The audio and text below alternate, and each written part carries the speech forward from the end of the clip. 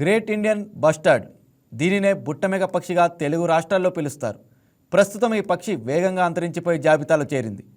Danger జోన్లో ఉన్న ఈ బర్డ్ కోసం ప్రభుత్వం ఎలాంటి సంరక్షణ చర్యలు చేపట్టింది? ప్రస్తుతం దేశంలో ఎన్ని బుట్టమేఘ పక్షులు ఉన్నాయి? అసలు నంద్యాల జిల్లా రోళ్లపాడు గ్రేట్ ఇండియన్ బస్టర్డ్కు ఉన్న సంబంధం తెలుసుకోవాలంటే let's watch the story. Nandyal జిల్లా ఆత్మకూరు అటవీ డివిజన్ పరిధిలోని రోళ్లపాడు వన్యప్రాణి అభయారణ్యంలో గతంలో బట్టమేక పక్షి చూసేందుకు సందర్శకులతో కలకలలాడేది.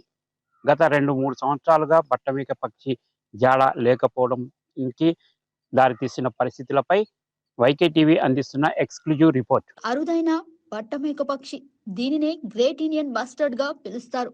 మన దేశంలో ఈ పక్షులు అంతరించిపోయే స్థితికి చేరాయి. కొన్నేళ్లుగా అభయారణ్యంలో ఈ పక్షుల జాడ కనిపించడం లేదు. 2008లో రాజస్థాన్, గుజరాత్, మహారాష్ట్ర, ఆంధ్రప్రదేశ్, కర్ణాటక రాష్ట్రాల్లో 300 బట్టమేక పక్షులు ఉండగా ప్రస్తుతం వాటి సంఖ్య సగానికి చేరింది. ప్రపంచంలో 20 రకాలకు పైగా బట్టమేక పక్షి జాతులు ఉండగా మన దేశంలో 4 రకాలు ఉన్నాయి. ఈ పక్షి ప్రత్యేకతలు ఆశ్చర్యాన్ని కలిగిస్తాయి. విమానం మాదిరిగా గాలిలోకి లేచి విహరిస్తూ ఉంటుంది. జీవన సమతుల్యానికి ఈ పక్షి అవసరం చాలా ఉంది. ఈ పక్షి బరువు 15 నుంచి 20 కిలోలు ఉంటుంది. మీటర్ పొడవు ఉండే ఈ బర్డ్ పొడవాటి మెడ కలిగి ఉంటుంది. వీటి సంతతి చాలా అరుదుగా వృద్ధి చెందుతూ కేవలం ఏడాదికి ఒక గుడ్డు మాత్రమే పెడుతుంది.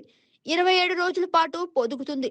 దీని జీవితకాలం 12 ఏళ్లు కాగా ఒక్కో ఆడపక్షి జీవితకాలంలో కేవలం 5 లేదా 6 సార్లు మాత్రమే గుడ్డు పెడుతుంది.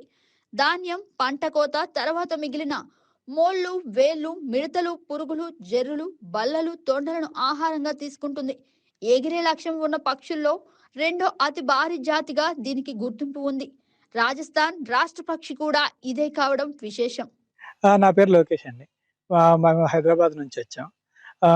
ఇక్కడ బట్టమేక పక్షి అండ్ కొన్ని బ్లాక్ బగ్స్ అవి ఉంటాయని చెప్పి చూడడానికి వచ్చాం. సో ఇక్కడైతే ఇప్పుడు బ్లాక్ బగ్స్, కొన్ని రకరకాల పక్షులు ఇవన్నీ ఉన్నాయి. సో అవన్నీ బాగానే కనిపించాయి. కాకపోతే బట్టమేక పక్షి అనేది ఇప్పుడు రావట్లేదంట. సో అదొక్కటే కొంచెం డిసప్పాయింట్మెంట్ ఉంది. బట్ సో ఓవరాల్ ఎక్స్పీరియన్స్ గా చూస్తే బాగుంది. వీళ్ళు చెప్పిన దాని ప్రకారం ఏంటిదంటే మార్నింగ్ టైంలో కానీ లేదంటే ఈవినింగ్ టైంలో వస్తే ఇంకా బాగుంటుందంట. సో మేబీ నెక్స్ట్ టైం మేము మార్నింగ్ కానీ ఈవినింగ్ కానీ రావడానికి ట్రై చేస్తాం. బట్టమేక పక్షుల సంతతి వృద్ధి కోసం సంరక్షణ కేంద్రాలు ఏర్పాటు చేసిన ఆశించిన ఫలితం రావడం లేదు. గత ఏడాది కర్ణాటకలోని బళ్ళారి సమీపంలో 2, మహారాష్ట్రలోని బీదర్లో 1 కనిపించినట్లు అటవీ శాఖ తెలిపింది. ఆ తర్వాత ఈ పక్షి ఇప్పటి వరకు కనిపించలేదు. నంద్యాల జిల్లా నందికొట్కూరు సమీపంలోని రోళ్లపాడులో బట్టమేక పక్షులు అభయారణ్యాన్ని ఏర్పాటు చేశారు. 600 హెక్టార్లలో ఈ అరణ్యం ఉంది. గడ్డి భూములు తగ్గిపోవడంతో బట్టమేకల పక్షులు ప్రమాదంలో పడ్డాయి. భారత్ లో 2005 నుంచి 35% మేర గడ్డి భూములు తగ్గిపోయాయి. వ్యవసాయం పెరగడం, పశువుల మేత అవసరం పెరగడంతో జీవ వైవిధ్యం కోల్పోయి గడ్డి భూములు క్షీణిస్తున్నాయి. 70 మిలియన్ ఏళ్ల కిందట కొంగ జాతుల నుంచి విభజించే ఓటిడిడే అనే ప్రత్యేక కుటుంబంలో జిఐబిని చేర్చారు. ప్రపంచంలోని 25 ప్రముఖ పచ్చిక మైదాన వనాల్లో రేంజ్ లో రోళ్లపాడు జిఐబి అభయారణ్యం ఒకటి.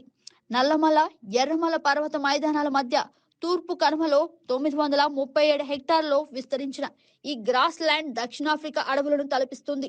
124 రకాల పక్షులు ఉండగా 32 రకాల గడ్డి జాతులు, 190 రకాల పాకే పాములు ఇక్కడ జీవనాన్ని సాగిస్తున్నాయి. ఇక్కడే జిఐబి వలస రావడాన్ని 34 ఏళ్ల క్రితమే ప్రముఖ శాస్త్రవేత్త డాక్టర్ సలీం అలీ గుర్తించారు. ఈ పక్షి పాదాల వెనుక గోరువేలు లేకపోవడం వల్లే చెట్ల మీద గూడు కట్టలేకపోతుందని తేల్చారు. నేలపై సంచరిస్తూ చిట్ట అడవిలోని పొదల మధ్య గడ్డిలో నేలపైన సంవత్సరానికి 1 గుడ్డును మాత్రమే పెడుతుంది. పుట్టిన 2 గంటల లోపే నడిచే పిల్ల 6 నెలలకు పెరిగి తల్లి పక్షిని విడిచిపెడుతోంది. మగ జిఐబి ఆడపక్షితో జత కట్టాలంటే విచిత్రంగా మెడ కింద ఓ వేలాడే సంచిని సృష్టించి శబ్దం చేస్తోంది. అందరికీ నమస్కారం. మన ఆంధ్రప్రదేశ్ రాష్ట్రంలో ఉన్న నంద్యాల జిల్లాలో మిత్తూరు మండలం రోళ్లపాడు విలేజ్ సంబంధించిన రోళ్లపాడు వైల్డ్ లైఫ్ శాంక్చురీ అనేది మనము 1988లో నోటిఫై చేయడం జరిగింది. ఆ టైంలో ఏంటంటే ఇది రెవెన్యూ ఏరియాగా ఉన్నప్పుడు ఏంటంటే అక్కడ మనకి చాలా డైవర్సిటీ పక్షులు ఏంటంటే అక్కడ రావడం జరిగింది. ఈ పక్షులని మనం కాపాడుకోవడానికి ఆ టైం నుంచి ఈ రెవెన్యూ ఏరియాలో కూడా స్లోగా దాని నుంచి మనము వైల్డ్ లైఫ్ శాంక్చురీ ఒకటి ఏర్పాటు చేయాలన్న ఆలోచనతో దాన్ని మనం రిజర్వ్ ఫారెస్ట్గా దాన్ని మనం నోటిఫై చేసుకొని తర్వాత చాలా వరకు అక్కడ మనకి వైల్డ్ లైఫ్ శాంక్చురీగా నోటిఫై చేయడం జరిగింది. 1988లో 150 పక్షులు ఉంటే 2001లో 6 మాత్రమే ఉన్నాయి. ఇక 2003, 2004లో వీటి సంఖ్య 30కి పెరిగింది. 18 పిల్లలు. ఆ తర్వాత 2010 వచ్చేసరికి 4కు పడిపోయాయి. 2022 తర్వాత పక్షి జాడ కనిపించడం లేదు.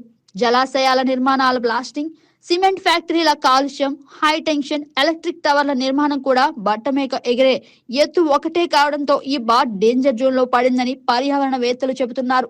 హారియర్స్ అనేది చాలా అరుదైన బర్డ్స్ అండి. అది మనకి రష్యా నుంచి అంటే మామూలుగా మైగ్రేషన్ స్టార్ట్ అవుతాయి. సో చాలా ఏరియాస్కి వెళ్తాయి. దాంట్లో భాగంగా రోళ్లపాడుకి రావడం జరిగింది. దాంట్లో మనకి పెయిడ్ హ్యారియర్ ఈసారి అంటే మనకు కనిపించింది. అది మార్ష్ హ్యారియర్ మనకి ఇక్కడ కనిపించింది. అలాగే చాలా హ్యారియర్స్ అనేది మనము ఈసారి అంటే కనిపించడం జరిగింది. అండ్ మోర్ ఓవర్ ఈ Rollapadu wild life sanctuary flagship species ఏంటంటే మనకి గ్రేట్ ఇండియన్ బస్టర్డ్ అండి. ఈ గ్రేట్ ఇండియన్ బస్టర్డ్ అనేది మనకి 2022లో లాస్ట్గా మనకి కనిపించడం జరిగింది. తర్వాత ఇప్పటి వరకు ఏంటంటే మనకి సైటింగ్ అనేది మనం ఎక్స్ప్లోర్ చేస్తున్నాము. అండ్ మోర్ ఓవర్ యాక్చువల్ ఏంటంటే మనకు అక్కడ డెవలప్మెంట్ యాక్టివిటీస్ అక్కడ కొంచెం ఇప్పుడు జరగడం జరిగింది. రాష్ట్ర జంతువు కృష్ణ జింకల సంఖ్య రోళ్లపాడు కేంద్రంలో విపరీతంగా పెరిగింది. 1988లో 18 ఉండగా ప్రస్తుతం వాటి సంఖ్య 2000కు చేరింది. దుప్పులు, అడవి నక్కలు, తోడేళ్లు, రేస్ కుక్కల సంఖ్య పెరగడంలో గుడ్లు పగిలిపోతున్నాయి. 20 ఏళ్ల కిందట అటవీ శాఖ అధికారి తులసిరావు కృత్రిమంగా పొదిగించే ప్రయత్నం చేశారు. ఆపరేషన్ బ్లాక్ బక్ పథకంతో జింకలను పట్టి జూ పార్కుకు తరలించారు. ప్రస్తుతం అలాంటివేమీ జరగటం లేదు. ఒకప్పుడు ఈ పక్షికి జాతీయ హోదా ఉండేదట. ఆ తర్వాత ఈ స్థానంలోకి నెమలి చేరిందనే ప్రచారం కూడా ఉంది. భారత ప్రభుత్వ లెక్కల ప్రకారం 50 ఏళ్ల కిందట 1260 పక్షులు ఉండగా ప్రస్తుతం 150 మాత్రమే ఉన్నట్లు అటవీ శాఖ అధికారులు చెబుతున్నారు.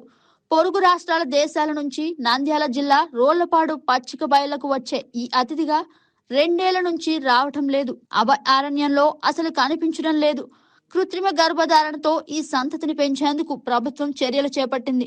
అవి సఫలీకృతం అవ్వాలని కోరుకుందాం. అంతరించిపోతున్న బట్టమేక పక్షి మనుగడపై శాస్త్రవేత్తలు పరిశోధనలు చేసి రాబోయే రోజుల్లో రోళ్లపాడు వన్యప్రాణి అభయారణ్యాన్ని పూర్వ పరిస్థితికి తీసుకొస్తారని ఆశిద్దాం. రోళ్లపాడు నుంచి B Srinivas, senior special correspondent. Hi, నేను మీ Raj Tarun. Please subscribe to YK TV. This is Viraj Ashwin. Please subscribe to YK TV Network.